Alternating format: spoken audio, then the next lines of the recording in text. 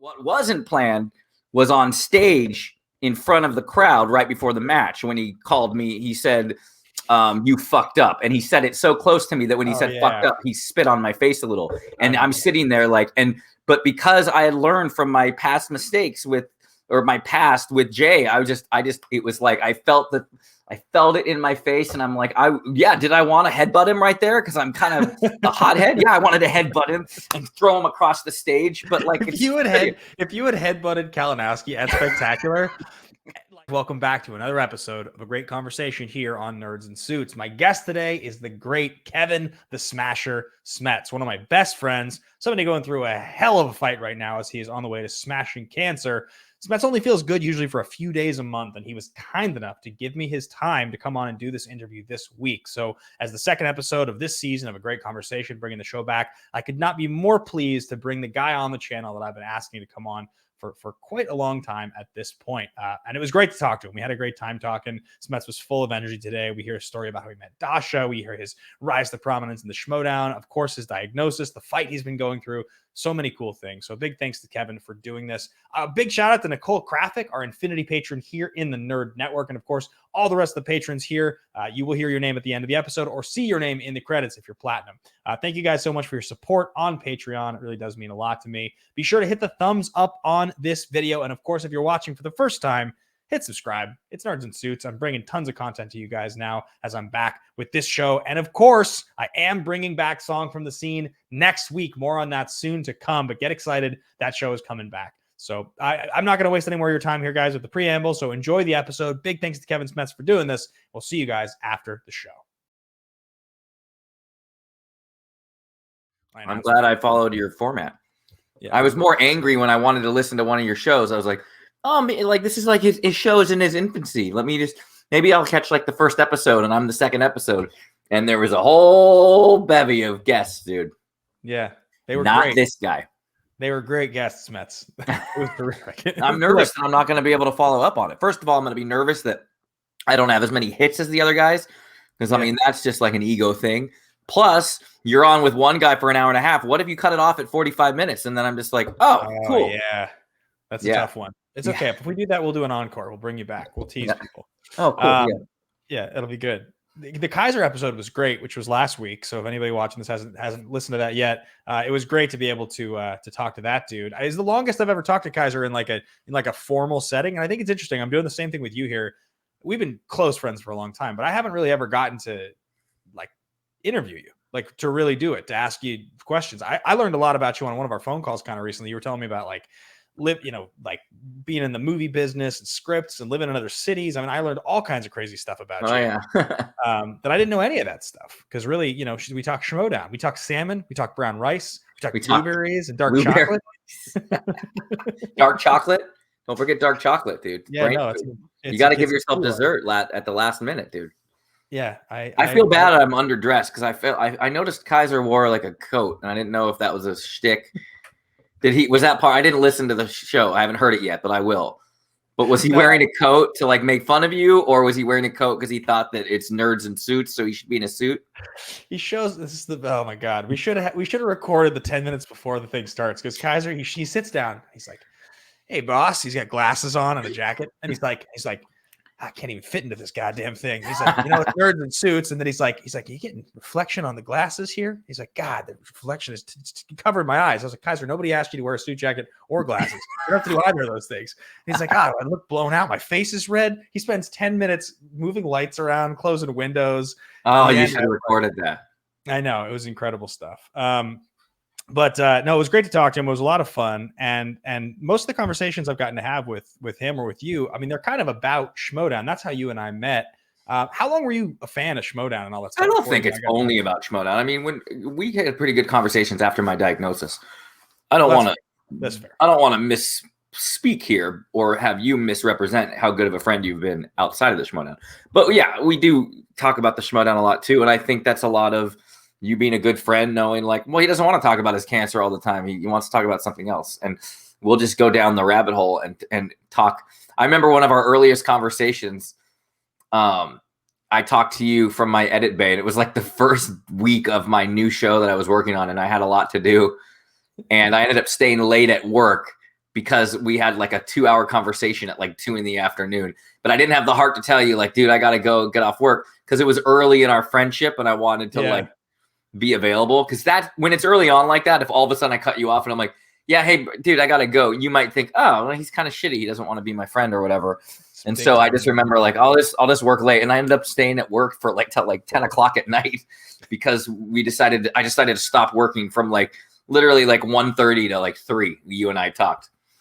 Probably about Schmoedown in reality. Yeah, it was the first time we were swapping secrets about our study tactics, guy. When did you start like really devising your crazy plan, hatching your plan of how you were going to do it? Because you revolutionized the game. I mean, you brought a lot to the game no one had ever done before. So when did you start figuring out all your tactics? Was it long before you joined? Or well, I think it was like stuff that was like old is new again. Like I was a really good test taker in college and high school, like really good. Like my teachers hated me because I would like in college, I would never show up to school classes. But as long as I had the notes, I would study the notes the night before a test and I would get like 98%. And to the point where like they legit thought I cheated, but they had no proof and I didn't cheat. I was just really good. There was this one class where as long as I showed up and I had the notes, and if I missed a class, I had a buddy that would give me the notes. And he would basically lecture for 4 months. And it was history, and he was a funny professor actually too. He had a lot of comedy in his performances in his daily lectures or whatever, weekly lectures. But his testing was brutal. It was like, I'm going to ask you 3 questions out of the whole thing, out of the whole semester, and these 3 questions you need to be as articulate and as deep and in depth. And that it's one of those tests where you had to fill out like one of those books. So if it was, I forget what it was about now. Let's just say Civil War. Like if you're learning about all 5 years of, 4 years of the Civil War, 1861 to 1865, he could just ask you, explain the role of Stonewall Jackson and friendly fire and how he died outside Chancellorsville in the wilderness. And like you would expect to then have to write 4 or 5 pages as in depth of all of his notes. And so I would have all of his notes and I literally wouldn't study all semester long because I realized in this it's a sprint. It's how quickly can you refresh it and just regurgitate it out, because the more it sounded like his notes, the more higher grade you would have. And I would go to the library if the class, I remember the class was like at 4:30 in the afternoon. I'd go to the library at 10 a.m. with all my notes, and I'd sit there in the library and I'd memorize all of the semester's notes from 10 a.m. It would be the first that I look at any of the notes, and I would just literally fucking memorize the first page by reading every paragraph 15 times. And to the point where I could then just turn around and on a piece of paper regurgitate all 50 pages of notes. Right. So then I sit there. And so when I got denied in the Schmoedown audition, and then he sicked me with the Wolves. He's like, "Oh, well, cut your teeth in the minor leagues." Even though not the minor leagues, but the fan leagues, like the Mach Schmo man era. Yeah, the Mach Schmo man, and the fan leaguers, and those questions are harder because there's really no one to. There's not like a vetting process. So they'll just ask you the most deep questions. And so then in my head, I was like, if I don't do well in the fan leagues, I'll never get on the Schmoedown. And I blew my chance at, no offense, but back then on the Schmoedown, those questions are a little more base level than the fan league questions. So I was like, I have to study my ass off. And so what's old is new again. And I just realized I'm going to go back to my old tactics. So I started taking notes and reading the notes and memorizing the notes. And then I was like, well, I was really good with flashcards too. And then I did the flashcards. And then by the time I was then I started winning in the fan leagues, and then I was called up. And then what helped me, the whole myth of that I came in the league with MP3s is not true. In fact, my first match against David Moore, I had never written or had a single MP3 audio recorded. But what I noticed was they were asking me questions. And even though I did pretty well, I think I just missed one question. But I remember, wow, it's different when you're not reading a flashcard, because when you read a flashcard, you're getting visual cues as well as audio cues. If you're reading it out loud, you're getting the word, the release date of, or the director of Elektra is Rob Bowman. But like half of me, my mind memorized the flashcard Elektra. And when I saw my handwriting of Elektra, I recalled Rob Bowman. Trigger Rob Bowman, right? Yeah, and by the way, another way I learned that is Rob Bowman, like bow and arrow, and Elektra uses a crossbow in the movie. But besides the point, so then I was like, but they're asking questions. You don't have that visual cue. And then that's when I got obsessed. And I was like, I'm going to make MP3s. And then fucking, excuse my language, I don't know if this is a PG podcast. But literally, it was then I had a quick turnaround for my J match. But within 3 weeks, I think I had 3 weeks before my Jay Washington match, and I recorded over 11 or 12 hours of non-looping MP3s. So if that means if I play it right now at 7:47 p.m., by the time set, like right now, I think I have it's over 14 hours. So if I were to press play on my MP3 player right now of all my MP3 questions, it won't loop a question until tomorrow morning at around 8 a.m., like 9 a.m. So I got a little obsessed with that. And that was so then I could answer these questions without the visual cues. And then I realized, and I'm really open about the MP3s now too, because when you have that many MP3s, you can't focus on a particular thing. And with iTunes, it'll play an MP3 and then you do it on loop. But once you stop that play session, everything resets. So when I play it again on scramble mode or whatever, I'll start hearing the same questions over and over. And on iTunes, you can see how many times a question's been asked. And when I realized that that's folly, that can't be the only way you study, is like when I noticed, like, for instance, the director of Electra question, that you could see the count of how many times my iTunes have played it. And it'll be like 240 times that question's been asked. But you scroll down and there's still fucking, 200 questions that have never been played just because of the randomness of I've made over, it was like 11,000. I think it was like 7,800 MP3s. I mean, I know it's crazy. It's amazing. I mean, that's you. Obviously, you came in the league, you took the league by storm, you won the title. The collision loss, which was the only misstep in the well, actually, I'm jumping ahead. Because we have to cover the part where Jay Washington called you a bitch, which is one of my favorite stories ever. Which I hope you've told that publicly. Remember, this is not live, so you can always tell me if you need me to edit it out. But no, I've been public about it, and I love that I went public about it on Backstage, and then I got everybody was like criticizing me. They're like, "Well, he just gave away his weakness now." Chandru, and when they finally have a match, should call him a bitch right away. And it's like, you're missing the point.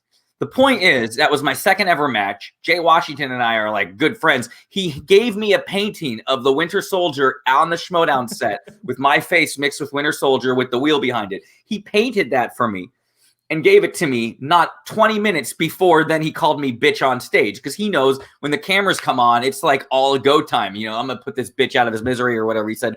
And I remember just sitting there like not used to that. And I was like fuming. I was like to the point where, it rattled me. Those first couple questions, I was just sitting there like, I'm a man. He just called me bitch. And in the studio, everybody's like, oh, I can't believe called him bitch. And I'm just sitting there like, I want to tackle him across even though it was a fake fight before and that was all planned.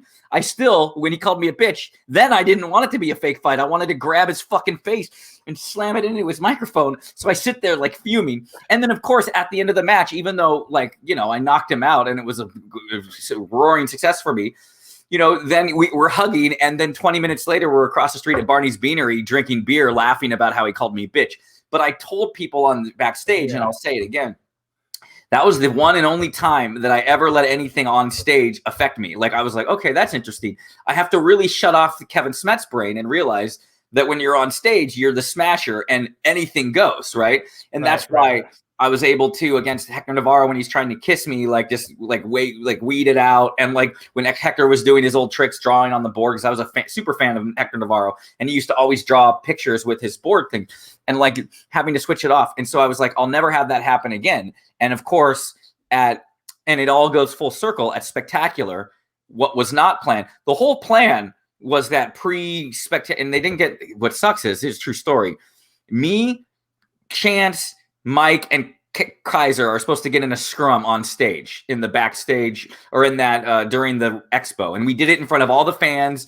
And Chance actually accidentally lost his footing and falls. So it looks like I shove him and he's on the ground, and then we're all pulling apart. Mike's getting held off from me, and it was just supposed to be this scrum.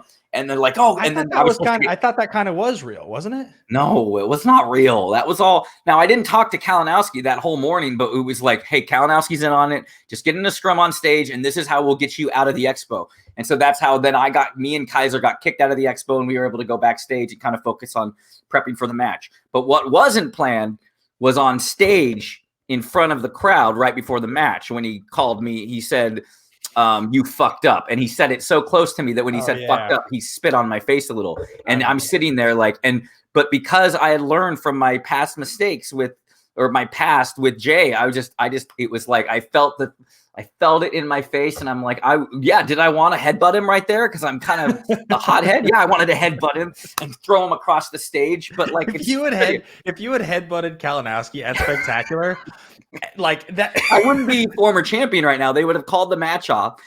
But Kaiser was the one who got mad. Kaiser literally, I guess, and at that point, I was so in the zone of like, I just want to stay into my trivia zone. But apparently Kaiser, I guess, said something like, back off right now or I'm going to knock you out. And then that's when Kalinowski peeled off. So that was all kind of real. But what was funny is full circle is that was me. That was the Kevin learning from, don't worry about Mike. Didn't really think I fucked up because he's like, you put your hands on Chance, you fucked up. He knows that it was all inside. He was just trying to get in my head because he was trying to say, because I know Mike knows that I think highly of him. And I think his other tactic was part of his promo was like, I know you think we're friends. We're not friends. You fucked up. If you thought we were friends, now we're not anymore. You fucked up. I think he was trying to get in my head that like, did I really just mess up our friendship? And I knew that again, at that point, I finally learned from, I felt like a veteran by that time that like, okay, it's all part of the show. And I just kind of just let it slide off me. And I was going to let Kaiser take it. But yeah, did I want to headbutt him when he spit in my face and said I fucked up? Yeah, that's what I would do. If it was in a bar and I didn't know the guy and he was this close and I would have headbutted him right there. Like that. Yeah.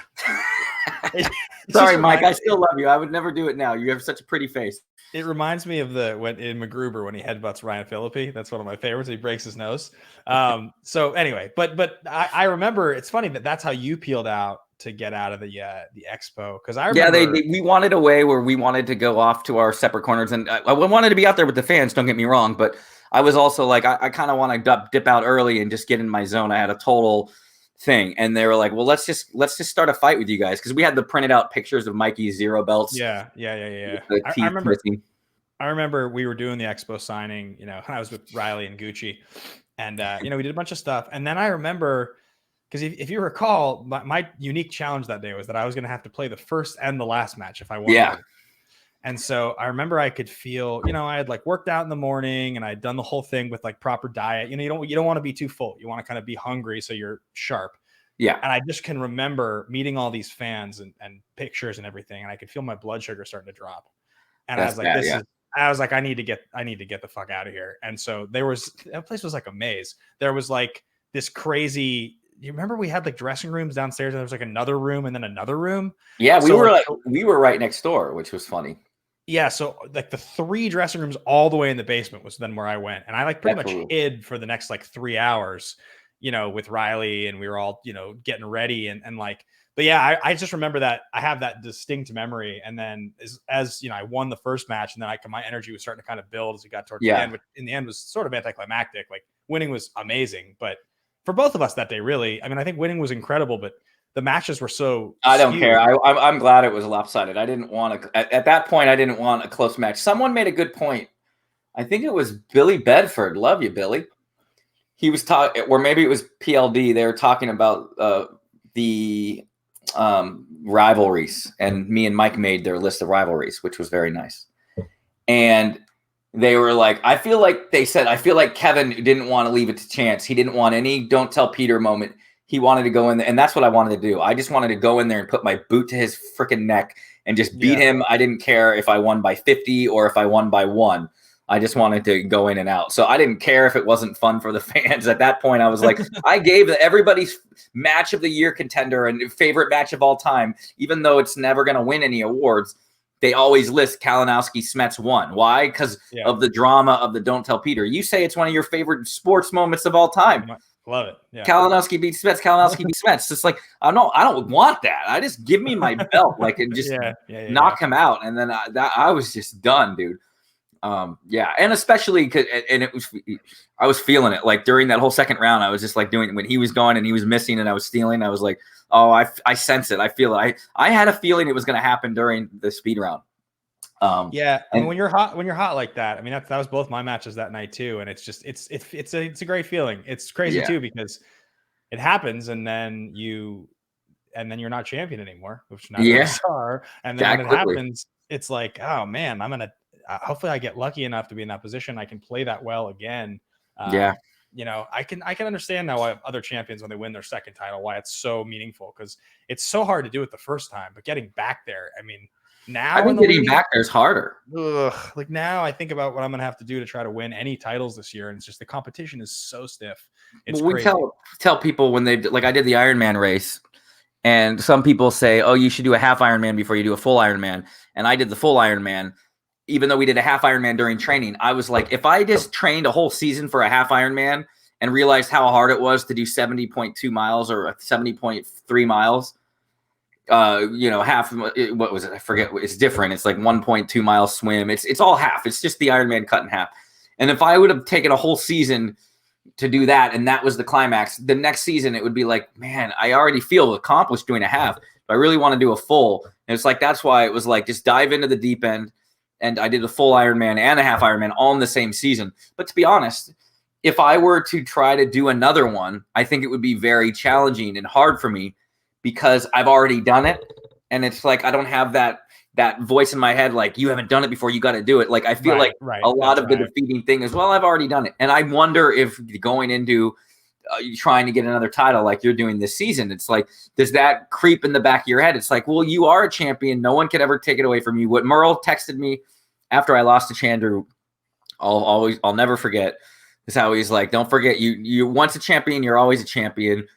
And you know, it's good to remember that, because when it's taken away from you, you feel like it's a, what have you done for me lately? And it's like, you know, that video of us where I run up and I say Action Army, like that. That's my favorite moment of my entire career in the Schmoedown. Is when we were outside in the back, and I think the Late to the Party was filming their vlog, and you were talking to the fans with your belt, and then I just ran up behind you and I was like, Action Army, and I held up the belt or whatever, and then you're smiling, I'm smiling. And I remember that. I like that because it's you and me together, because we would have so many conversations that season about, we got to get this time, like leading up to Spectacular, we would talk like, we got to win, man. We just both got to win. Like, that's all there is to it. And then we did. But then you're right. Like the following season, and you lost yours. I mean, I lost mine, but it took freaking 8 months. And it wasn't until the early August because of the stupid coronavirus and the shutdowns and everything like that. But you know, that turnaround for you, you lost that, like, not to rub it in. I'm saying, but you lost that right away. And it's like tough to lose that. But let me be honest. I started to feel like a fraud when it started getting into April and May, and I had not defended it, and people were like posting like, Kevin's now the second longest reigning champion ever. I hated that. I hated those posts. Because I wanted to be a fighting champion and defend it. You know what I mean? And not being able to. And I really do believe, and I wonder if Chandru thinks the same way, because Chandru has said in interviews that, you know, him giving the extra time when it got delayed from Houston, he got an extra 3 or 4 months to get better. And we see he's a smart dude. He's a freaking rocket scientist, a geologist. Yeah. Like, he's one of the smartest people that I know. And I'm proud to say that. But I honestly think, and I love Mara to death, the current champion. I'm so happy for her. I think that I was on such a roll that I think in January, I would have rolled that into a defense. And I think I would have probably defended against Chandru, no problem in Houston, because I think I would have used the crowd to my advantage. I think he wouldn't have been ready for that, and I think he wouldn't have been ready for the crowd to boo him out of the building. And I think early on, before he was embracing his heelness, I think maybe he would have had a problem with that. And I think also with the lack of an additional 3 or 4 months of training, I think it would have been a lot a different circumstance. But it is the way it is, and I make no excuses for it.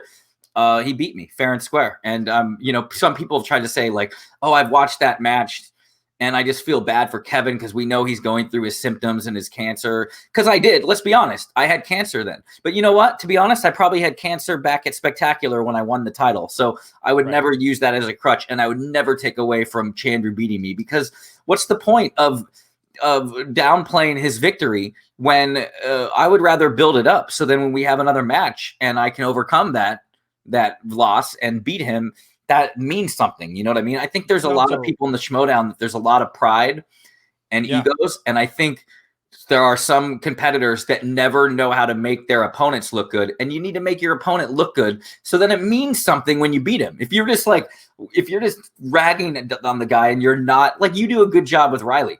I think like when you trash Riley right now and you're going to have your match coming up and that's fun. But like you also in trashing him, remind everybody that he's a former champion and like he's legend in the sport. You do that because otherwise, why are you playing him? If he's such trash, if he's so overrated, why would you even have a chance to play him? You know what I mean?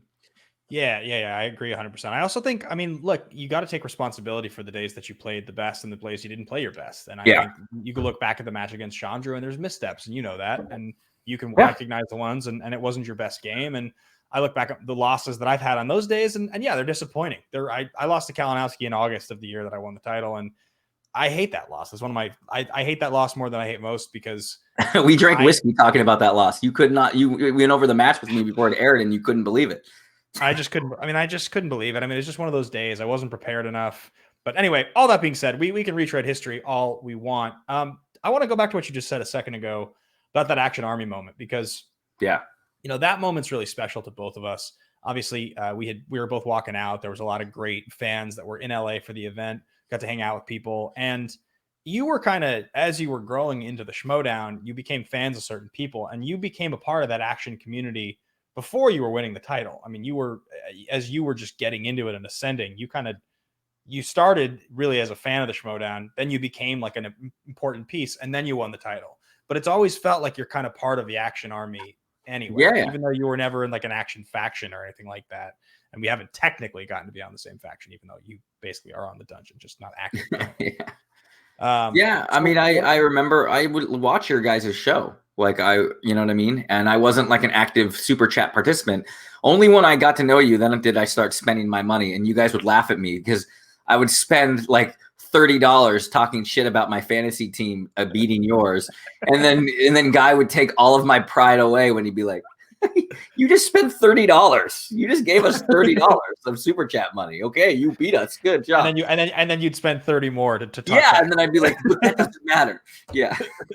So yeah, I definitely from that, and you guys were all. Then when I was on your show, and we did. We didn't do a Century Club before Spectacular, did we? I know we did 2, right? Did we do 2 or just one? Just one. We've definitely done 2. No, we did one where it was a drinking game every time I mentioned Chandru, Harry Potter, Challenge. You guys had a game where you knew I was going to be bringing up all of those hot topics from our match. That was the second one. That was the second one, yeah. Yeah, the first one, that was before the title defense. But no, before Spectacular, like I did an appearance on your show, and I think Kaiser did too. And I think just we clicked so much outside of the Schmoedown that when we were on the stream together, it was just contagious. And I think your fans kind of caught on to that. And I don't know. I know Christian wanted me to be super heel. I was supposed to turn heel at Spectacular. You tried, right? They just didn't. Fans just liked you too much. They two things happened. First of all, the whole premise of my thing was going to be like, where were you during June after Don't Tell Peter? Like, if I would have lost, I was going to go on a tangent. And if I would have, and I won, I was supposed to be like, don't cheer for me. Like, if I would have, like, where were you during June when everybody was taunting me with Don't Tell Peter? I don't need any of you. You all could take a long walk off a short pier or whatever I was going to say. But the problem was Kalinowski didn't let anyone know what his pre-match promo was. And his pre-match promo was almost word for word what I was supposed to say. And if I don't know if there's wide shots during it, but you see me look over at Christian like, what am I supposed to do? I can't. He's saying my promo, and so I still try to do it, but then everybody's chanting "Smasher, Smasher." So then I kind of abandoned it. I mean, I really wanted to go full force. My dad was in the audience, and I wanted to tell my dad like, "Hey, I'm gonna like call you out, and I want you to stand up, and then I'm gonna be like, and you could sit down too. You didn't have my back." I wanted to turn on my dad. I wanted to turn on my girlfriend at the time. I wanted to just run everyone down and be the biggest uber heel. I was so excited about that. But then, you go, sometimes you, in real wrestling too, you got to call an audible. And when we went out there and they're chanting Smasher, Smasher, that was another time where you see me look over at Christian, like, how am I going to turn on these people? Like, how am I going to say you were never there for me when you guys are chanting my name? And they booed Kalinowski out of the building. When did in the course of the whole Schmoedown belt, all that, when did you meet Dasha? When was at what point was that? And how did you explain Schmoedown to her? Man, I met Dasha middle of my rookie season, and I didn't tell her anything about it the first night, but I remember because I met her when I was on a trip to Seattle, and it was just like I literally didn't meet her. It's no online dating or anything like that. Like the old fashioned way, she was walking up, and it's kind of cool. It's like a romantic story. I saw her walking up the steps. Hey guys, I wanted to take a quick break from this interview with Kevin Smets to talk to you about something that means a lot to me. If you follow what I do here on Nerds and Suits, or you follow my career any other place, you know that I'm very, very, very hard at work, tirelessly for the last year, on my first album of original music. It's coming out this summer, and I've been working on it since last June. Now, that's hundreds of hours of pre-production, of studio time, and I'm very proud of it. I'm really excited about it. The first song is going to drop on the 5th of April, and on the 10th of April, I'll be playing a full album preview show. All 6 songs on the album I'll be playing live, as well as a group of other songs. It should be about a 10-song show. Tickets are available right now on stageit.com. You can actually find the link for tickets in the description of this video. Now, some of you guys don't know, but I've been playing music for the last 20 years of my life. I moved down to LA in 2009 on a small tour. I had an album out with a band. I wrote music for commercials at one point. It's something I've always really loved and something I've always been passionate about, but I've never put my heart and soul into it until now.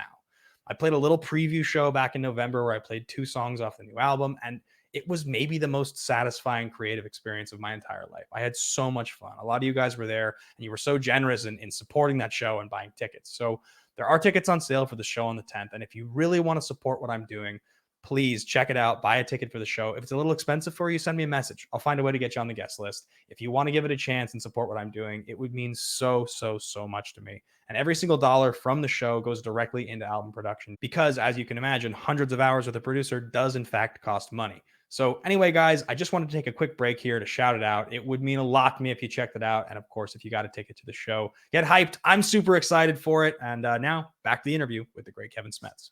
We got eye contact. She smiled. I smiled back. Where in Seattle was this? Where was it?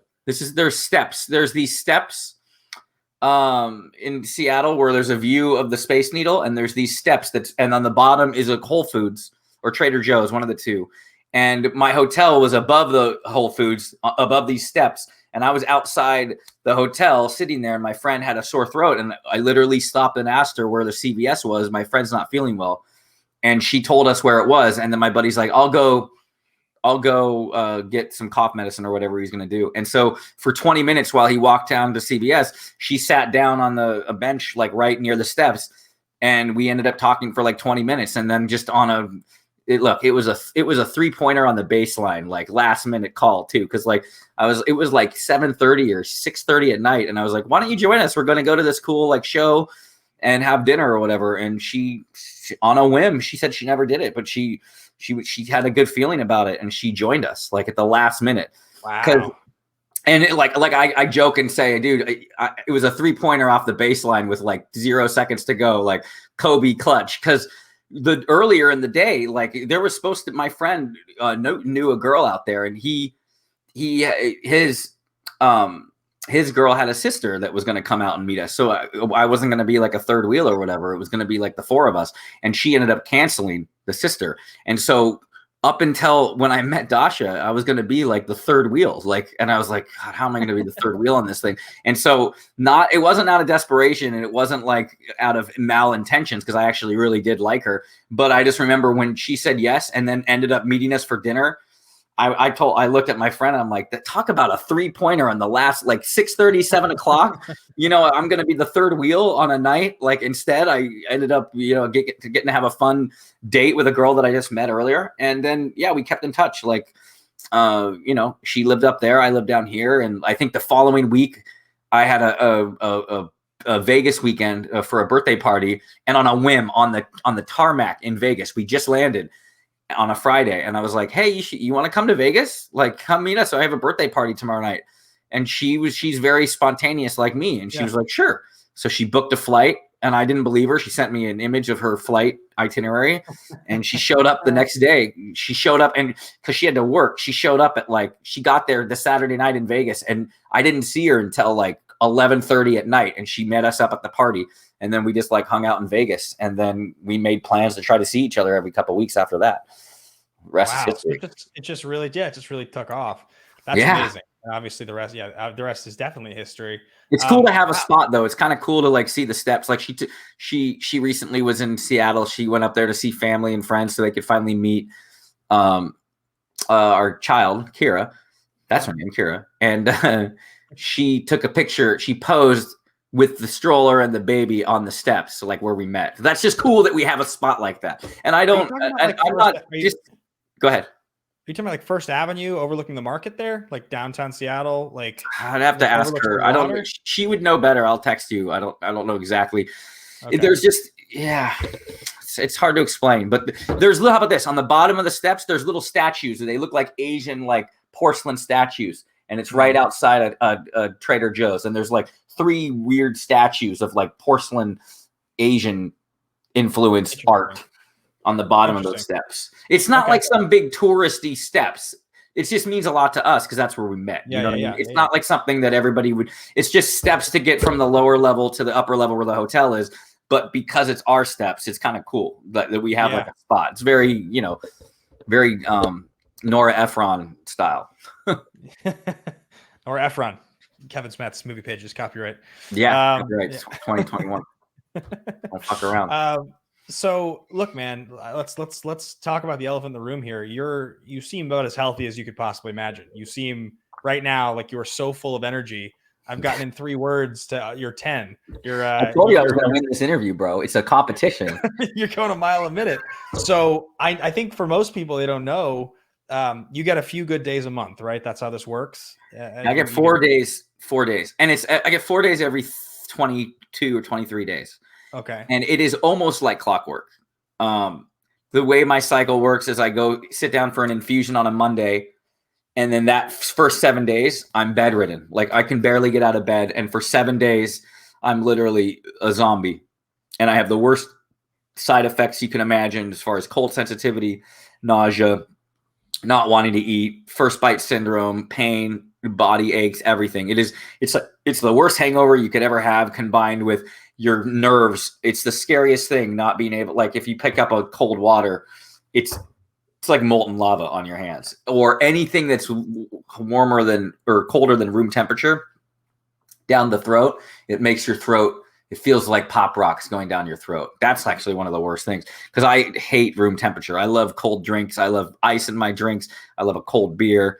And for literally 14 or 15 days, I can't have anything that's colder than room temperature. In fact, usually I'm trying to heat drinks up, which it's like excruciating. That's what it's excruciating. It's excruciating. So those are the first 7 days is excruciating, and then I have an additional 7 days. So till like day 14, where I still have to take chemo pills, and that's where I'm like sick. That's like having the worst hangover of your life that you can imagine, and you're coming down every drug and every alcohol. It feels like your body's just dead inside. Every time you take those 3 pills, 20 minutes later, it's like instant. You feel like death. So those are 14 days. And then on the 15th day, I'm off everything. I don't have any IV. I don't have any chemo pills to take, and I'm off. But then for 3 days, it's like my body's coming down off its withdrawals from the chemo. It's like it's like it needs it misses the chemo. It's so used to it. And so then it feels like I have the worst flu for like 3 days. Then when I get on day 17 or 18, which is usually the Thursday before my next treatment on Monday, which is today, this is why I have a lot of energy. It's like as I wake up in the morning and I'm a different person. That's why I told you, I'm like, yeah, I could do your show, but like, could we do it between Thursday and Sunday? And this is why I have so much energy. It is literally, I'm looking at myself on the screen talking to, look at me, I'm crazy. People are going to think it's all a joke that I don't have cancer. But for 4 days, I feel completely normal. And what's the craziest thing, Ben, which really is actually a crazy thing, is I look forward to these 4 days as if it's like a vacation. In fact, we did a staycation. We went out to Pasadena, social distance from everyone. But I was like, I need to get out of this house in my room because I'm in my room for 14 days, dead sick. Even if it's at a hotel in Pasadena where we can go on walks and stuff like that with different scenery, let's do it. And these 4 days, I treat them like I'm on vacation. And so like, this is day 1 and we're not doing a staycation. I'm staying in town for these 4 days. But like, yeah, I woke up this morning. I ended up having lunch I got to see Frankie, I hadn't seen Frankie Numbers. Numbers. Yeah. And, just able to have cold drinks again. It's like, and it's like prison furlough. It's like I get these 4 days, and then on Sunday night I go to bed, and then the next day it's like back to hell again. And I won't be able to have cold drinks again for another 14 or 15 days. I won't be able to touch anything cold, but for these 4 days, I can touch cold water. I can drink cold water. I can literally do anything. But what's the craziest thing, and what's a life lesson for me, and what I'll always remember, is to never take, I mean, you guys don't understand. I have 4 days out of every 21, or out of every 23 or 24 days, I have 4 days where I feel normal. But these normal days, I treat like I'm on vacation, like it's spring break.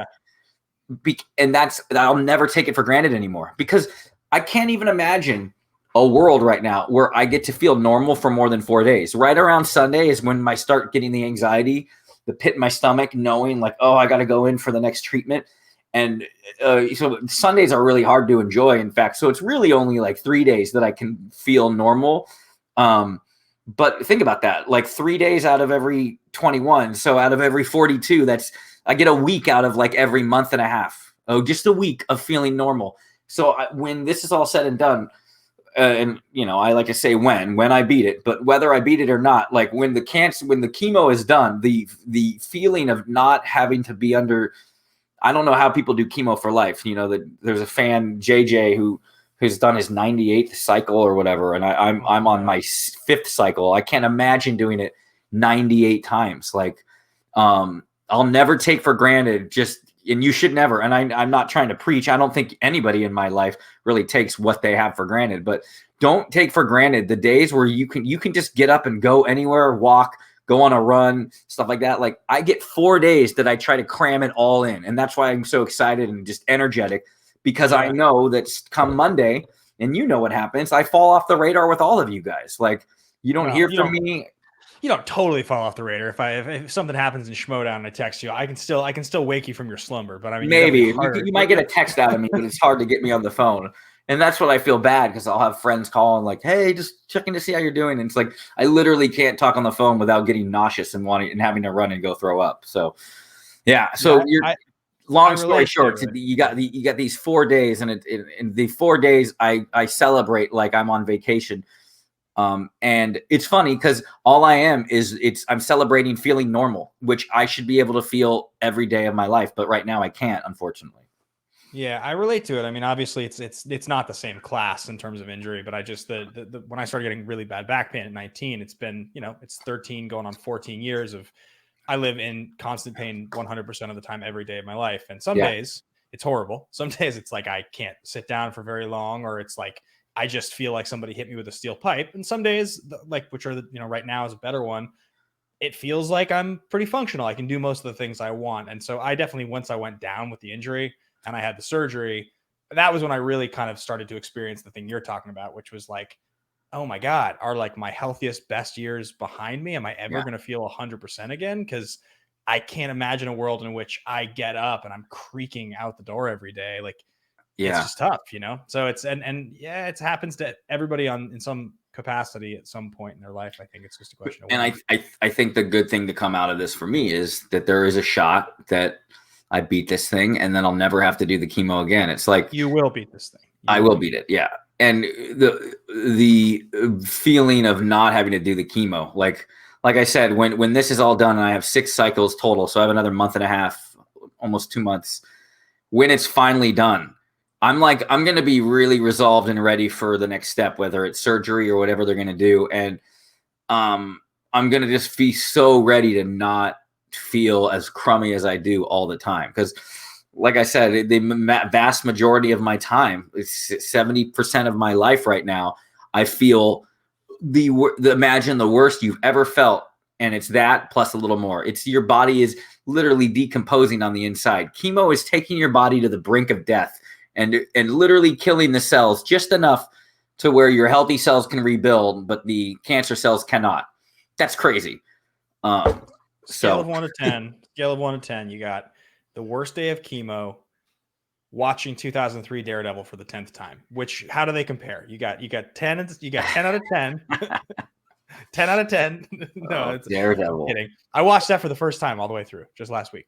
The director's cut with Coolio in it, or no? I watched the director's cut. Yes. Oh, I paid $14.99 so I could have the best experience possible watching it. How did you pay for it? You bought it then? You can't rent it. The director's cuts on Amazon for the most part. I had to do the same thing with the Wolverine. You can't rent them for $4. They make you buy them, which is such a crock of shit. I can't believe I own that movie. But it's one of the worst movies I've ever seen. Daredevil is.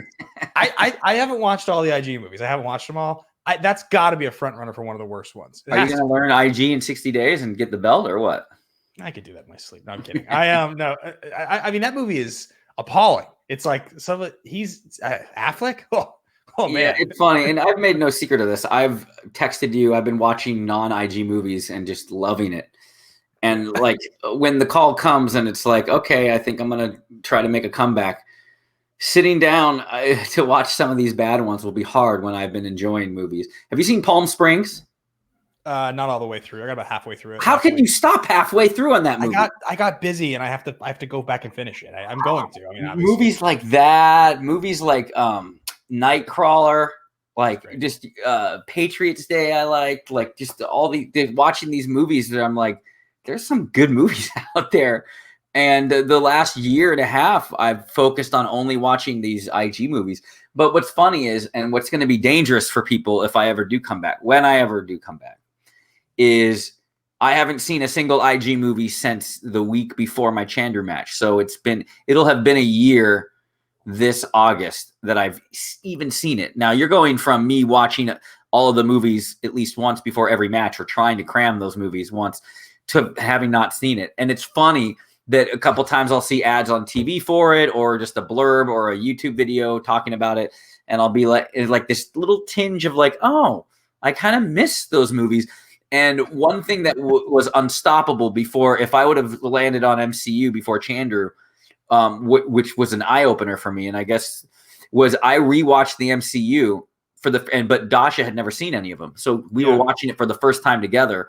And watching it with fresh eyes, where I wasn't taking notes, where we were just watching it together, all of that info soaked in me, that by the time we were done with that binge and I went to all my notes and my flashcards and my MP3s about MCU, it's like I knew everything, and I wasn't sitting there studying while I was watching the movies. It was just sitting there soaking it in. So I have to imagine me coming back, it's going to be really dangerous, because it'll probably not be till next year, let's be honest. And so if that's the case, that means I'm not starting to watch these movies until next week. No, I'm just kidding. I'm probably not starting to watch these movies till the end of the year. And by then it'll have been over a year. And so watching these movies, when you watch a movie over and over, like you say, Daredevil for the 10th time, it's like the true story is, I probably watched the movie and I missed the 3-pointer on the Fantastic Four movie. It was a quote. Who said it? Right. And I had 1 out of 4 chance, and I guessed the wrong person. Let me tell you something. The reason I missed that wasn't that I didn't know that movie frontwards or backwards. I did. But the last time I watched it, because it was the 8th time I saw it in the last 10 months, I'm not paying attention to it as much. I'm on my phone. You know what I mean? And so me coming back, it's going to be an interesting experiment, even though I have all these new movies. Newsflash, all those new categories are movies that I already grew up loving. So it actually gave me quite the advantage. Not going to lie, half those categories, I was like, oh, cool. You just added strengths on the wheel for me. But being able to, when I revisit these movies and it's like, oh, now I'm watching Harry Potter for the first time in 15 months, and it'll feel like new movies to me. I'll see them in such a way that I know how that was when I was watching the MCU with new eyes with Dasha. It's going to soak in there in a different way. And I honestly, I look forward to that. But right now I avoid every IG movie like the plague. I don't want to see a single one. I don't care if it's on TV. I don't care if it's any of the new ones like Matrix or Pirates or Aliens. I love all those movies. I've loved them my whole life. I'm not going to look at a single IG movie until which Ben actually knows. There's a date that I said, if I'm coming back, this is the date I start watching movies again. It's a ways off, but I'm not going to watch a single IG movie until then. And it'll be an interesting experiment. I am talking a lot today, man, but I'm excited. I feel normal. But it'll be an interesting experiment to see how that information is going to soak in my brain. I think watching it with a different set of eyes and watching it less about the notes and more about sitting there and actually trying to enjoy Daredevil 2003. Like you catch things. And I think I would have caught that. I would have gotten that Fantastic Four question right if I was sitting there watching it as a fan, but I wasn't doing that at the time. I was probably trying to get that out of the way because I had to watch 4 other movies that day, and it was on my laptop on the side while I was trying to work, and that quote came up and I dismissed it. Do you know what I mean? It's crazy. Yeah, I totally know what you mean. And I definitely find that Schmoedown has reduced my enjoyment of movies on the whole. I still love the movies I love, and I'm more struck by the ones that I think I really love when I watch them now than I used to be. It really stands out when a movie is great. But I mean, even movies that people consider to be classics that I just don't care about, I will watch, and it's hard for me to get engaged. I don't know. It's harder. My attention span's worse, but in any case, but so we're talking about the end game. You know, that's when you come back. You're going to beat this thing. You'll come back next season. You'll win the title. I remember where I was when you called me about your diagnosis. I remember, you know, and you at that point. Weren't you at a bachelor party or something? I felt really bad. And you were like, I'm at a bachelor party. And I was like, I'll call me when you get back. And you were like, no, tell me now. Was that that? Right. Yes, exactly. So when you called me, you know, had you already played Chandru? Yeah, you had. Yeah, no. I played Chandru, and my diagnosis was exactly a month later, pretty much. Okay. I found out on September 10th that I had cancer. I'll never forget that date now. That's like a crazy day. September 10th will be the day that I found out, and I lost the title on the 7th of August. So, okay, yeah. So it was about a month later. So at the time that you play the match, you're not aware of it, obviously. So when you, I knew something was wrong. You could not to take away from his win. I was having symptoms on the toilet that day, to where I was really worried that because that was the time where for the symptoms, not to be TMI, but the symptoms were the tumor was pressing against my prostate, so it was making it difficult to urinate, and it was also pushing against. It's hard to explain, but it was on the very edge of the entrance, let's just say. And so it was creating a situation where every time I would, like, let's say, like you have to like fart or whatever, like I would feel like, oh my God, I have to run and like I'm about to go to the bathroom because I did not know. I had no control. And so I literally during the at the end of the match, I think it was Silvestrini and Goddard, they had a match. I was on the toilet just trying to clear everything out because I was like, I cannot. If there was a very real possibility during my match that if I'd have to be like, dude, I got to go first and like run out, right? I don't know what I would have done. I don't know what I would have done, and that's would I would just sit there and like fucking shit myself? Like I don't know. And so, by the way, that had led nothing into me not being able to answer the questions I didn't know. Again, I lost fair and square, but I was dealing with heavy the symptoms.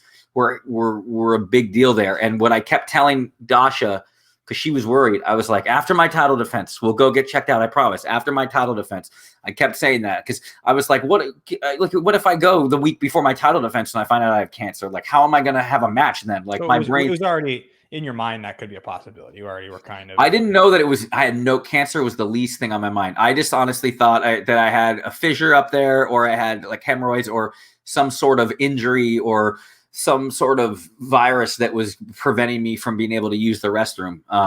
Because by the time that was around the time of my diagnosis, like I hadn't had a regular bowel movement in like 4 months. So again, I was about 3 months into it to where I promised Dasha, I was like, let me just focus on this title defense.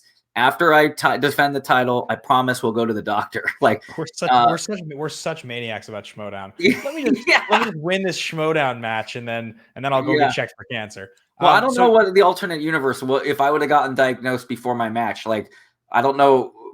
I don't know if I would have held on to that or just told Christian and try to defend the belt. Like I don't know, but all I know is if I would have gone before the title match and then it was before my staging, there's no way I would have been able to concentrate on cramming or studying, because those 2 weeks are the hardest weeks of my life. And that was the 2 weeks where they scan you and then you don't know what your stage is, because they could come back and say, you have stage 4, it's in your lungs and in your pancreas. And then I know I have 2 years to live.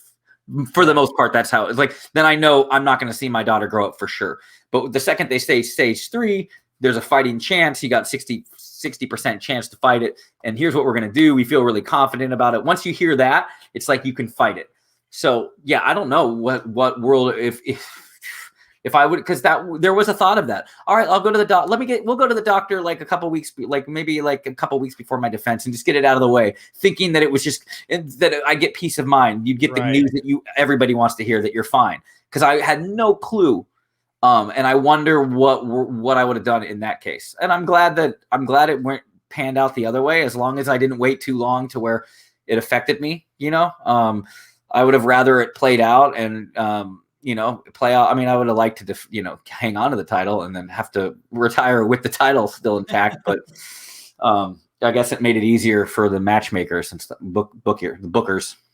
Well, so you get the diagnosis after you've lost the title, and as people know, a lot of people probably know this, you're weeks away from your daughter being born. I mean, you're literally weeks. It's weeks before. And so when I get the phone call from you, obviously it hit me like a ton of bricks because I didn't see it coming at all. I had no idea. You told me when you called me that you had only spoken to a few people. So when you're one of the early ones. When you're making those phone calls, and I can't imagine you're able to do more than a couple of those in a day without it. That's an exhausting phone call to make, right? Yeah, I could do like 3 of them a day, because usually I think I cried with you, and I think there was one day where I was like, I saw the finish line. I knew there was a list of people that I wanted to talk to on the phone that I didn't want them to hear it another way. And so that was a very exhausting day. That was like, I called 7 people. And, I had the wrap and the preamble down by the end, and it was family and stuff like that. But it was very exhausting. And it's hard. And it's because you feel bad about the news you're telling. So you don't want to hear that from your friend. And so I knew that I was a bearer of bad news to whoever I was calling. But I wanted them to know that they were important to me, for me to tell them, and that I was going to go public with it eventually, and I didn't want them to know via text or finding out on eventually when I went public with it on Send Live or whatever, or on Facebook or Instagram or whatever. But yeah, you were one of the early ones, and you were on one of the days where I could only do like a couple of phone calls at a time. So yeah, I remember it was tough. I mean, it was really hard to hear that, obviously, and I was really happy to hear that it was, as you said, stage 3, and there was a fighting chance. And I didn't know that when I called you. That was the hardest thing about those phone calls, is that I had to lay out the statistics. I was like, look, it might be stage 2, or stage 1, and I got a 90% of beating it, but there's a very real chance that it's stage 4 and it's spread elsewhere, and that means maybe 15% chance I get out of it. So that was hard to tell you, and to the people that got the phone call. They found out before my staging, and my whole plan was I'll find out the staging for the rest, and then I'll be able to go public a little bit more about it, and I'll feel more good about being able to say, because I'll know the mountain I have to climb. And at that point where I talked to you, I didn't know. And honestly, I couldn't go to sleep at night. I saw fathers playing with their daughters, because it's a hot month in September, in the pool down below, or you could see in my apartment, there's a pool. And I would see these fathers playing with their daughters in the pool. And every time I see it, I would just start crying, because I was like, that I could literally get the news next week on Tuesday.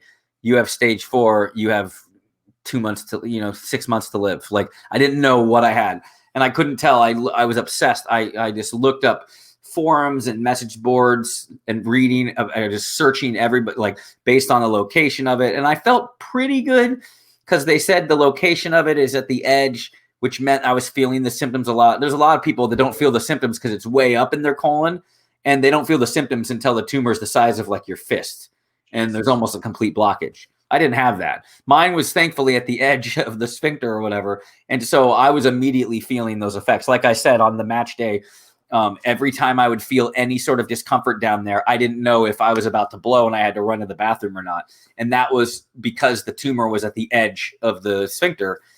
And so I had that to hang my hat on, and I was hoping, but stage 3B is still nothing to joke at. That's what Chadwick Boseman had when he was diagnosed. So there is a very real possibility that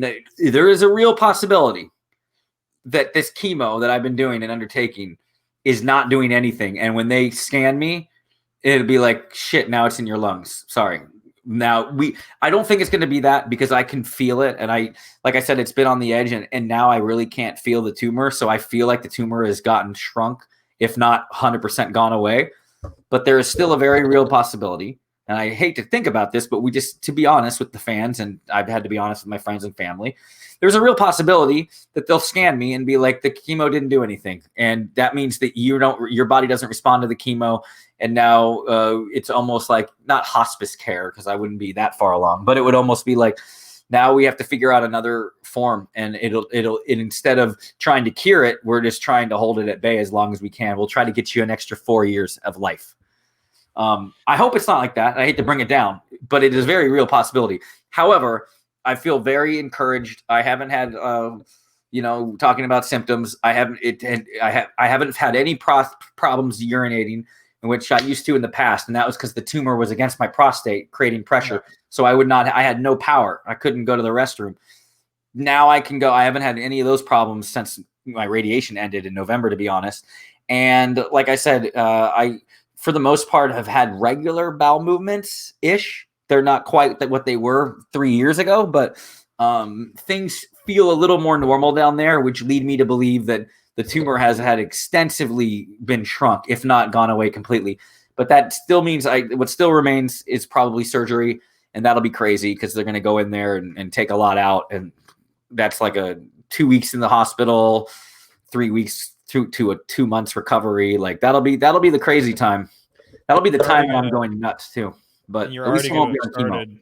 You're already going to have started your path back to the title, so you'll be studying before and after. On the table, you'll be listening to the MP3s while they're doing the surgery. I imagine it's probably That's what I've asked. I've already requested that when I'm going to be listening to my MP3s of my voice, asking who directed 2005's Elektra, who also directed Reign of Fire. Do you know who? Who the name of the person? The director who directed Reign of Fire. Well, you mentioned this director earlier in the show, so let's see if I can get there. His name is Rob. His last name? How did I remember his last name? Because of Elektra. His name is Rob Archer. Rob Bowman. Rob Bowman. I got there same time as you, maybe a little bit before. When you win the title, because they ask you what director directed Reign of Fire in 2002, starring Matthew McConaughey and Christian Bale, you're gonna win the title on my 5, thanks to Rob Bowman.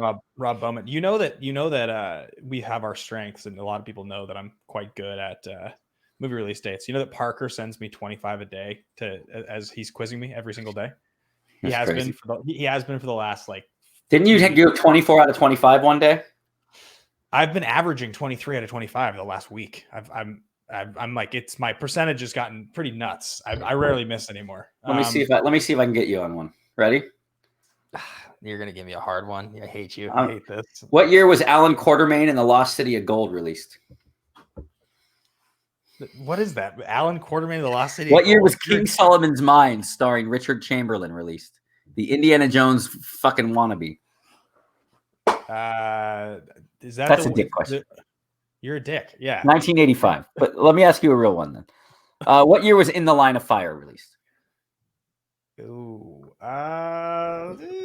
Malkovich got the supporting actor nom. It's Eastwood. I think it's directed by Wolfgang Peterson. 93? 93 is correct. What year was Trouble with the Curve released? 2012?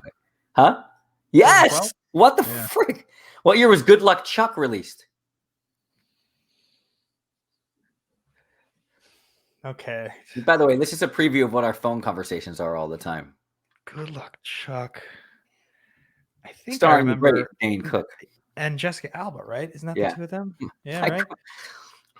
So that's probably oh man, I'm trying to place this. Let's see. What would I do to get this? I would really have to think about the time period of Dane Cook. It's probably right around, it's got to be in the 2010 range.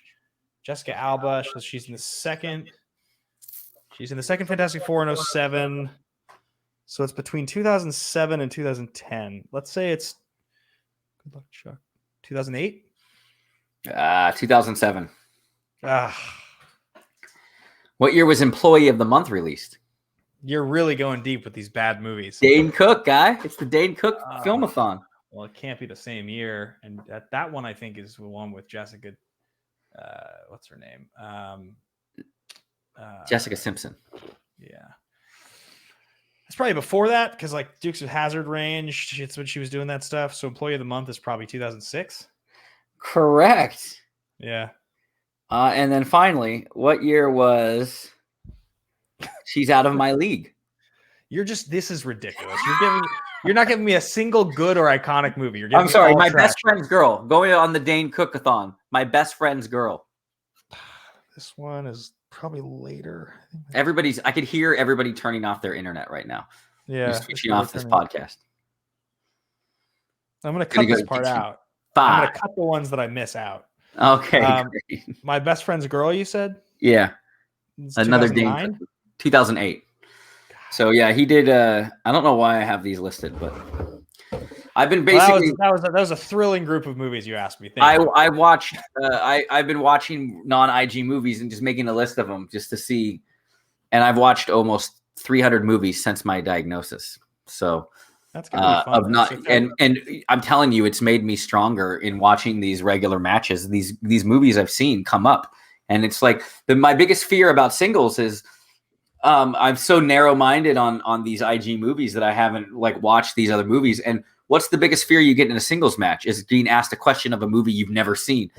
You know what I mean? A plot question. And it's like that's the scariest thing. And it's like these are 300 movies now that like you could ask me any surface level question and I would get it. You know what I mean? It's kind of cool. Like, and look, it's only March, dude. If I just keep watching these movies, dude, and I watch over like 1,000 movies in time for next year. And I'll come after your title, guy. Jesus, look at that guy's face. I got to win the title back first. Well, so before we get to these Patreon questions, I do want to go through one last thing with you. So you find out the diagnosis, you're making these phone calls, but you're weeks away from your daughter being born. And so talk to me about that moment, because you've been dealing with the weight of waiting to find out the staging. Then you get the staging, and you're in there with your now wife, and you've got this baby coming, and like you've been thinking about this, you've been crying looking out the window. So when you actually saw and held your daughter for the first time, that has to have been one of the most emotional moments of your entire life, paired with the fact that you've got this fucking cancer diagnosis. And then I knew the staging. That was the most powerful thing. So I knew I had to fight. My oncologist said it's going to be 9 months of the worst pain, worst suffering. And even when you hear it, I did not expect it to be as bad as it has been. You just don't know until you're there. It's just like people go off to war thinking it's an adventure, and then they come away from the first battle like, holy crap. So holding her for the first time was very emotional, Ben. It was all the emotions ride in me, but it was very empowering because I was like, I love this. I love my daughter. I want to live for her.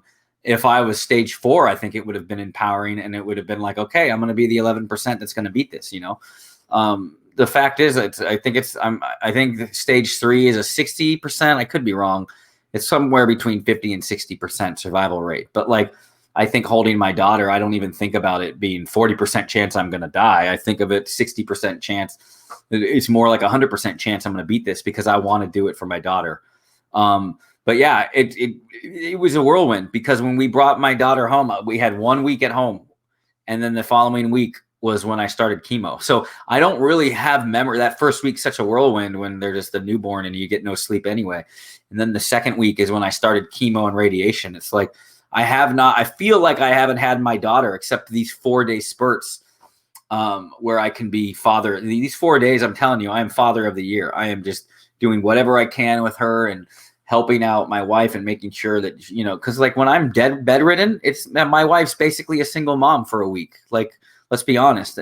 I don't have the energy to hold her. I cannot hold my daughter when my hands are unreliable, when they are neuropathy, where they all go numb, or I can't hold anything that's cold, and that means even her skin. If her skin is less than room temperature and she's cold, and I pick her up, there's a chance that it's so hot that I wouldn't drop her, but you know what I mean? Like, yeah, I get you. She, being a father, but not without these symptoms and without this fight, it's been crazy. And when I held my, going back now, almost 6 months ago, holding her in my arms, I just remember looking at her and just being like invigorated and being like, I'm going to fucking fight this thing. And every morning, the radiation was hard because, like, at least with this chemo, it's like I got the IV treatment on Monday and then I'm bedridden for a week. You know, I don't go anywhere. Radiation was hard. Radiation, I had to be at UCLA in Brentwood or in Westwood at UCLA in the oncology department, or sorry, in the radiation department, radiology. I had to be there Monday through Friday every morning at 9 a.m. sharp for my radiation appointment. Like, so I had to get up, drive myself, because, you know, if you have a newborn, you can't have my wife taking me. I had to drive myself to the radiation appointments. But every time that I left, I would always, because, you know, it's a baby, she's always up. I would see her and, you know, rub her head, and just even on those hard days where I was like, I can't get through this right now. I would just rub her head and make sure she's okay. And then that would get me going. It's really crazy. Everybody would, you hear it. And I heard a lot of that when I was telling people like you, when I had my first conversation with Christian about it, friends and family, that knew before I even knew my staging. I don't know when I told Kristen, to be honest, but he had said, you know, you just wait till your daughter's born, that you'll fight for her. And it seems like rhetoric, like, of course someone's going to say that, but it's true. Like, to answer your question, holding her in that hospital room, it was very emotional, but I knew the fight. I knew that I had a puncher's chance at winning it. I just knew I had to go through hell. And it's like, but you're holding this little thing. I would go through it again just for her. You know what I mean? So I would go through hellfire and brimstone for that little girl and for my wife. So, yeah, you're not going to get me to cry on this. I vowed not to cry on this show. So it's not happening. You cry on every show, but I know I'm trying not to, bro. You're asking. I know you're asking me the questions, trying to get me to cry. There must be. You think that's what I'm doing? You think I'm trying to get you? No one's ever cried on this show before. I know. Well, I'm not going to cry. You're asking me about my daughter holding her. Yeah, I'm going to get teary-eyed. So stop it. I just wanted to know the real moment. Kaiser started crying when he looked himself in the mirror when he came on the show. So, kidding. So, all right, look, I'm going to ask you some questions to try to get you to cry now. No, I'm kidding. I'm going to ask you some questions from our patrons. They're all very, very excited about you being here. So the first one is from Call Sign Cash, Brandon Buckingham, you know, Bucks. His question is, what is the first thing you're going to do once you smash cancer? Prayers, my man. # smash cancer. MP3s, bro. Back at it. It's funny. I take things like, I would love to, like, going back to, I haven't been able to work. It's just impossible.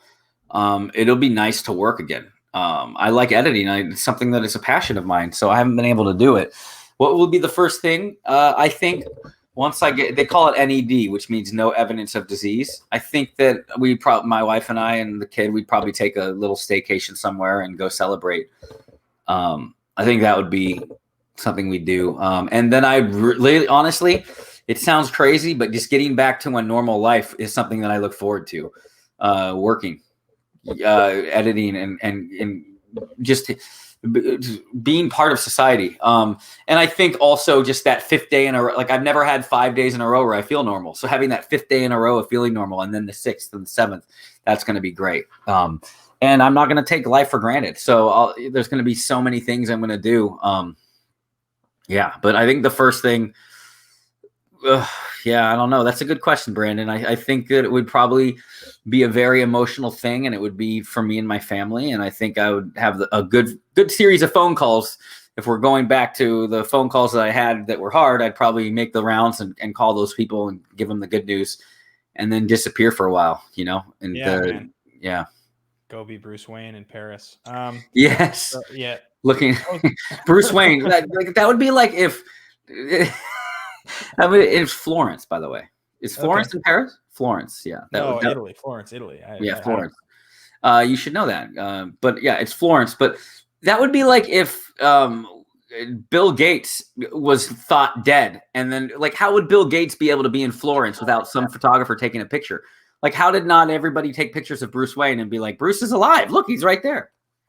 This is why some people think it was all in Alfred's mind and that he was really dead. So, did my speaker really just change that quickly when I took my AirPods out to scratch my? Uh-oh. All right. Please cut this out. This is not professional. Thank you. Next question is, was it playing Christian's daughter with the Harry Potter questions? Lots of respect for you. # smash cancer. That was tough, dude. I was nervous because it's with the chairman and you want to do good. Like, I didn't want to like embarrass his daughter and be a dick. But I didn't want to lose embarrassingly because it's the chairman. I don't want him, Smets hasn't got it anymore. So, and it was during a chemo week. And so chemo screws up with the brain. That's going to be one mountain to climb, by the way. And that's a weakness that I'll be very open about. It's going to be very interesting coming back because chemo changes you forever. And I think that retention might be a challenge, especially early on. There might be a very real thing of cobwebs up there and rust. Obviously, there's always a little bit of rust factor, but it's funny though because we've done this training sessions in the dungeon, and it's funny how I haven't really missed a beat. Like I don't think I'm missing any questions in our mock matches for Mara and Parker and stuff and I just wonder, I'm like, why do I know these things still? Like, why does any human know these things? But yeah, it was fun to play her. She tied me fair and square. I would have won. I blame the chemo brain. I whiffed on like an easy one, like where I just mixed up the movie. And not that I think about it all the time. I love that. I want revenge. Jeff Alterman, call sign quiz show here. More than most, you notice how shitty this last year has been. You've mentioned online how great things like Ted Lasso and Mythic Quest are. What kind of shows or movies have you turned to help get through this? Now, you've talked a little bit about the movies, but any shows? Yeah, I mean, it's funny. What's old is new again. I love Cheers and Frasier. So watching those, and I kind of watch them, piggyback them back and forth. Those are great. The old sitcoms, and I used to watch Cheers with my dad growing up. So it's just like a good brain. You spend 2 years basically watching stuff, needing to memorize everything on the screen, especially for IG. You appreciate just being able to sit down and just mindlessly watching things and not worrying about it. But I would say the shows, Mythic Quest is great. Ted Lasso is great. Have you seen that? No, I keep hearing I need to watch it. Your tweet is the reason I binged it. You tweeted at Rachel about it, and I was like, "Oh yeah, that's right. I've been waiting to see that." And I watched the first episode, and then and then they let you watch the first episode, and then you have to pay for the others. And I was like, "Oh, I'm paying for it." It was that good, and my wife doesn't like TV, and she liked it, so that was a big deal. Mythic Quest is on Apple TV as well, so. I feel like I honestly want to finish this interview and go watch Ted Lasso. It feels like something that makes people happy, and that's something I want in my life. He's the most, the best way I could describe it is even for the characters that have their faults, every character is so likable that you can't watch an episode without smiling. I'm curious what you think of it. When you do watch it finally, text me about it. But and to answer that person's question, it definitely, the shows like that, shows like Cheers and Frasier, shows that just kind of make me laugh and smile, are important for me. It sounds cliche, but to forget about my ailments for a little bit and kind of disappear into it. And Ted Lasso is just, his character is so damn likable. And even the ones that you're supposed to root against, they end up being likable and you really rally for them. It's just it has shades of Major League, the movie Major League, where it's us versus them. And you love that movie too, I know. But I was watching it for the first adult time like a year ago, and yeah, so good. But so that and then I got into The Boys for a while. We were watching The Boys. That was right early on after my diagnosis. That was something that I binged. But more or less the likable shows. It's Always Sunny, Cheers, Frasier. And then, I discovered Ted Lasso, binged that in like 2 days. Mythic Quest is from the guys at It's Always Sunny. So if you like Rob McElhenney or whatever his name is, he's in it, and he plays the creator of an online game like World of Warcraft.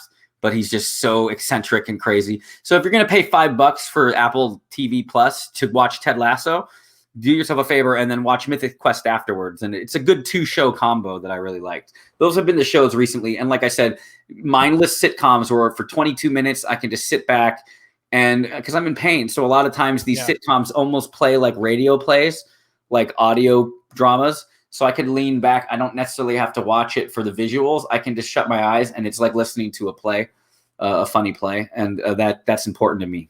So. Next up here, we got call sign #Ladies Night John Lestrina. What is your favorite wrestling memory? All love, keep smashing cancer.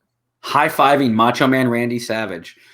My favorite wrestling memory. Well, I saw the Shawn Michaels Undertaker retirement match in Arizona live. That was great. Saw that. And so that was a great memory. That's a pretty famous match, right? Yeah, really. And that was great. And then but I just remember growing up when I thought it was real. I had the greatest day of all time. We had Rams season tickets back when they were in Anaheim the first time, and I was a kid. And my dad surprised me for my birthday, or early birthday present. It was like, well, after the Rams game, we're going up to the LA Sports Arena for wrestling tickets. It was a house show, so it wasn't televised or anything. But Macho Man wrestled Jake the Snake Roberts. So I got to go to my favorite Rams. It was like Rams, 49ers. And then afterwards, I got to go up to the sports arena and watch wrestling at the sports arena. And that was probably one of my favorite all-time moments. And I had a view of backstage. Somehow my seats were so far on the edge. And back then, when wrestlers would make their entrance, all the kids would run down to the edge to put their hands out, and he high-fived me. So that was great. But when I was back up at the seats, I could see, and I remember seeing Shawn Michaels talking to the Berserker. And the Berserker was like this, like, huff, huff, huff, like a Viking guy, but he was just in a sweater talking to Shawn Michaels right near the gorilla position. And I was like, Dad, look, like the wrestlers are talking. And that was like the first clue of like, maybe it's not real. What year was that? Like what era of Michaels was that? That was post Rockers. That was 90s. It was Rockers era. No, post Rockers. It was right after the Rockers. It was right at the beginning of his Sexy Boy when he just turned heel. He probably threw Marty Jannetty through the plate glass not 8 months prior. And so he's walking in the arena where he's like, I'm sexy. Yeah, that one. Yeah. I've studied a lot. Yeah, but that's probably my best memory because, like, yeah, and I remember like those were good times. But I liked it when I thought it was real. Like it was fun. I mean, more fun, right? It's funny when I watch old wrestling. When I hear Jesse the Body Ventura doing the announcing, it brings me back to being a kid. And it's funny. I watch current wrestling, and to me, it's fake. It's scripted, not fake. I would never say fake because I know they put themselves through hell. It's scripted, and it's amazing to watch, and they're athletes, but it's scripted. But for some reason, when I watch a match from the era where I was a kid, where I thought it was real, it still feels real to me.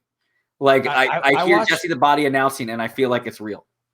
I've never watched wrestling really. I had a small period in the early 2000s where I did, but I watch clips sometimes for Schmoedown purposes. I'll go study stuff or a lot of Michaels, but I did watch the Mega Powers breakup, the Hogan, and I had never seen it before, and the jealous eyes thing, and it's like it's just awesome. It's just, I mean, the domestic violence stuff is pretty bad, but aside from that stuff, which is hard to watch, just the interaction with those two is just fantastic. It's just they're so committed, and it's it outrageous. Feels so real. For some reason, if you watched it, it's just this weird Pavlovian thing where Pavlovian, is that a thing? Pavlovian, yeah. I watched it when I thought it was real. So now when I go back, I could watch wrestling now on TV, and it's like, oh, that's scripted, it's predetermined.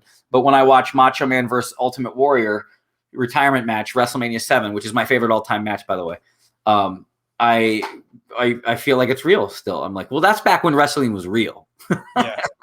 That's so funny. All right, next up we got from Kelly W here. Will we get to see a cameo of Macho Man when you make your triumphant return? Thoughts and prayers to you. #SmashCancer. Not if Kaiser has anything to do with it. He never wants to see this Macho Man. He hopes that Macho Man dies. I always pushed for Christian. I should have made the deal before Spectacular, although the free-for-all got canceled. I remember asking if I could be Macho Man at my first free-for-all, and he was like, no, dude, they're going to want to see the Smasher. You're like new and on a roll. You should go out there as a Smasher. But I remember wanting to make a deal with him before Spectacular that if I won the title, would you please let me come out as Macho Man at the next free-for-all? He would have said no anyway. Yeah, he doesn't. I think I would have been the Macho Man just fine in the first year of the Schmoedown, the second year of season 1 or 2. But I think half the reason why, and I believe that half the reason why he didn't let me in the first time too is he didn't know what to do with my character, because right around season 6 is when he started to get serious, and I think he wanted to have IPs. He needed to own the IPs. You can't come in as a copy of a wrestling gimmick infringement. I'm a character. He would not be able to market me, especially if they were trying to branch out. So it made sense why he never quite let the Macho Man in. But I always think if Smasher ever loses a retirement match, maybe he'd let me come out for one match as Macho Man. Or they used to do what ifs. I remember pushing him. I'm like, look, can we do a what if me versus David Moore? but I'm in the Macho Man, not Smasher. But just do a what if exhibition match. And he was like, yeah, but like it might probably going to be the same result just because you're wearing a hat and glasses. Like, no offense to David Moore, I love him. All right, next up we got from Ryan Chandler. Great to see you, Smets. When your daughter is old enough for PG-13 world of movies, what movies would you like to share with her? Keep on smashing it. Showgirls and Crash. What else? Showgirls, the Verhoeven classic. Oh man, I just remember that movie because what's your favorite scary movie? And Jamie Kennedy says Showgirls in Scream 2. I just remember Showgirls because growing up, like you'd go to the video store, and what were the covers, the VHS covers on the shelves that had the most naked people when you were a little kid? So like Striptease was always like really intriguing. Yeah, you're a pervert. Showgirls was really intriguing. Pervert. You're a total pervert. When you're like 12, that's the shit you pay attention to. And the funny thing is too, the best thing is that there's those covers, but then there's also just covers of like, that's why movie covers in the 90s, because it was all targeted towards kids. It was all targeted towards selling merchandise to kids. So movie covers all had these like really outrageous expressions from comedians. So like, do you remember the Pauly Shore movie In the Army Now? Yeah. The cover of In the Army Now, it's like Pauly Shore with like explosions behind him, like 2 guns or something. There's probably I remember that. Or something. And I just like, I would see covers like that at the video store. And like, I always like the covers of like Euro Trip and like, but not those, but like the fake American Pie, like knockoffs where it's just girls in like low cut jeans and stuff like that. Remember the cover for 10? Is there a movie called 10? And it's just a girl getting out of the water with a tan bathing suit. And you just think she's naked. You're like, who's that girl? Oh, she's not naked. She's wearing a tan bathing suit. Well, because there's that line I forget the question. What was the question? There's that line in Tommy Boy when Bo Derek gets out of the water and she's walking towards Dennehy, and Tommy goes, "Dad, she's like a 10," because it's Bo Derek. That's fun. Yeah. What was the question? The question was what PG-13 movie you would show your daughter. PG-13? Jeez. I would probably get her, like the Nolan movies, probably. Yeah. Batman. Yeah. I want her to like the stuff. I want her to like what she wants to like, though. I'm not going to push anything on her, Dude, I bought a record player. It shows up tomorrow, and I started ordering vinyl. And I could only order a few records because vinyl's really expensive. But I bought the vinyl of Interstellar, the original motion picture soundtrack. Oh, wow. That's a great soundtrack. It's my favorite piece of movie music ever. It's my single favorite score of all time. So really? It showed up. It showed up today, and I'm so excited when the record player gets here tomorrow to cue that shit up.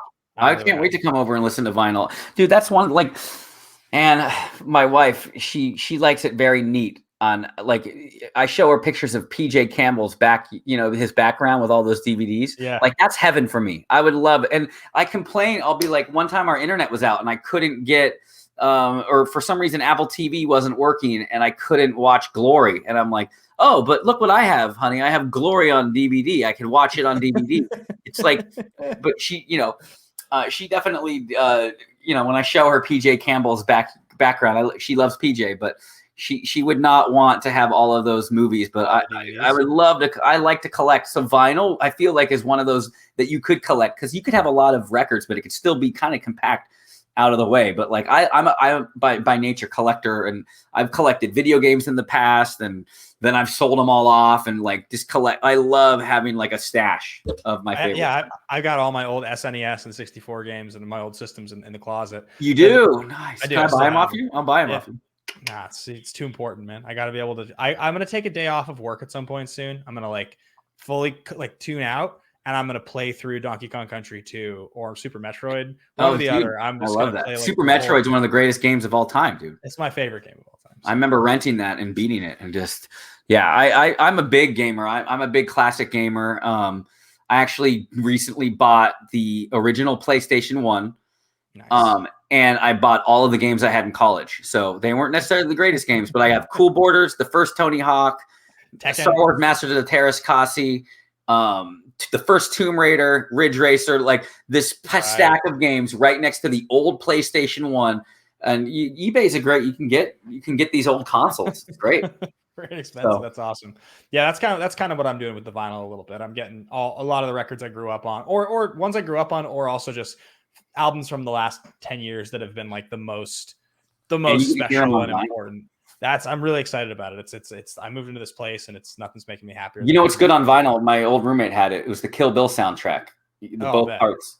It's a great soundtrack to have on vinyl. Just the crackling and just the hearing it on vinyl, it's just so good. Yeah. Last question here from Tyler Schwent. What's the first movie you'd want to see in a theater once you smash cancer and the pandemic is officially over? Can't wait to meet you someday, and I await your triumphant return to the dungeon. # Dungeon Master has spoken. Thank you, man. Good to hear from you. Man, I would have braved it, even though I'm a pre. It's so funny. I'm not even qualified for the vaccine until the 15th, and then I'm the next round because I'm pre-existing conditions. That's not over 65. I would have loved to see the Snyder Cut in the theaters. If I knew it was in IMAX, and I would hold out for it. Yeah, I'm really looking forward to the Snyder Cut. Basically, to put it one way, Junkie XL's soundtrack for Batman v Superman and Man of Steel is some of the greatest soundtracks.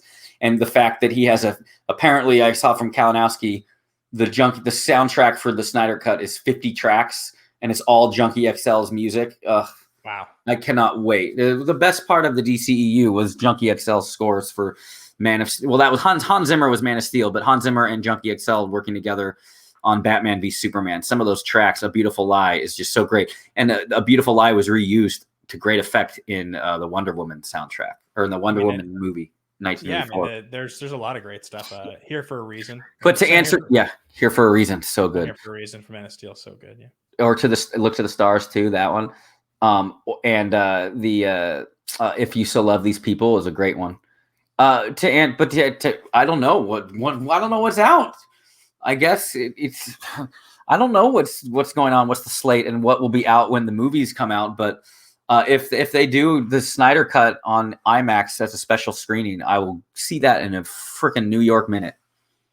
Yeah, man. I can't wait. I don't know. So supposedly theaters are opening in LA here next week, 25%. So we're getting around the corner to stuff actually happening again, man. I seriously can't wait. I heard restaurants are opening indoors too by maybe my Monday even. Yeah, it seems like things are going in that direction. So this summer is going to be amazing. You're going to be. We haven't me and Dasha. One thing I said is like, look, I have cancer. I'm not afraid of freaking COVID, to be honest. And we haven't been irresponsible. But one thing we haven't done is, we have, as long as the restaurant had followed the deal, and it's out on the patio and it's 6 feet away from everyone else, and the waiters and stuff have had face masks. We've had the occasional meal, and it just even feeling that. Just even for an hour or two, just feeling that feeling of being at restaurants, it's nice. I can't wait for the world to open up again and it to be safe. You know what I mean? You and me both, buddy. I'm so ready to travel. I actually just got a ticket for a wedding friend of mine in September in Hawaii. Just bought a ticket yesterday. So nice. I'm expecting that, in September it'll be safe. I'll be vaccinated. I expect, it seems like it based on everything I'm feeling. So I got real giddy.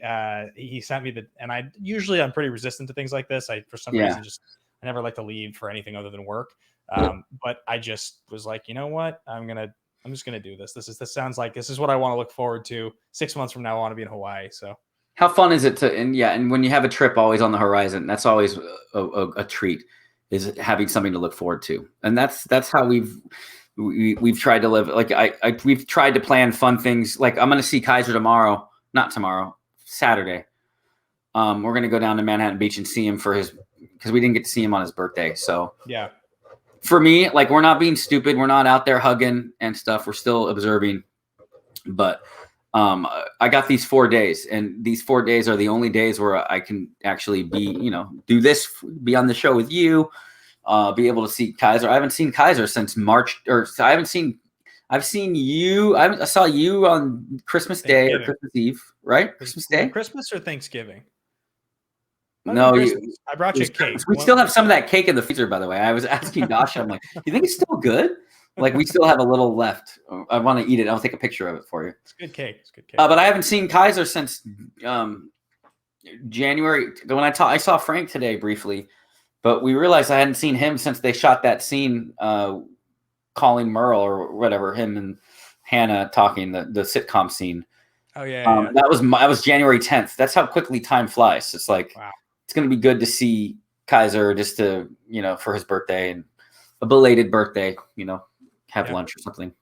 But Well, I really appreciate you taking a day out of your schedule when you're feeling better to do this, Smets. This is one I really look forward to talking to you on, and I know a lot of people watching this will probably be excited to have heard from you. So I'm really looking forward to the day you beat this thing. You start training again. We get to hang out, drink a cold drink, what have you. We can maybe, I'm hoping in 6 months when you've beaten this thing and you're feeling a little more back to normal, we can have another one of our nights where we mob around and get hammered and start talking shit about fantasy football. And you record a video talking shit that you don't even remember, and you find months later. What was that, Elephant Bar? Is that where something you like that? We went to Penthouse, then we went to Elephant Bar, and that's when you were telling me it hadn't aired yet, and you were telling me about your loss to Kalinowski. Yeah, it's bad. And then I remember I made a deal with you. I was like, I'll tell you what, dude. Yeah. I like looked at you deep in the eyes, and I'm like, I'll give you all of my IG notes if you give me all of your singles notes. And you were like, no, dude. I was like, you're a psycho. I can't teach you singles in a week. Maybe he did. Maybe he gave it to me, and maybe I'm coming back. I'm gonna destroy everybody. You look so crazy. Give my love to your family, Smash. I appreciate you doing this, guys. Remember to follow Smash on Twitter is the best way to get you. Is that just? They don't need to follow me. It's fine. Follow you. I'd rather they follow you at Ben Bateman, LA. At Ben Bateman, LA. It's at Ben Bateman Media, but thank you.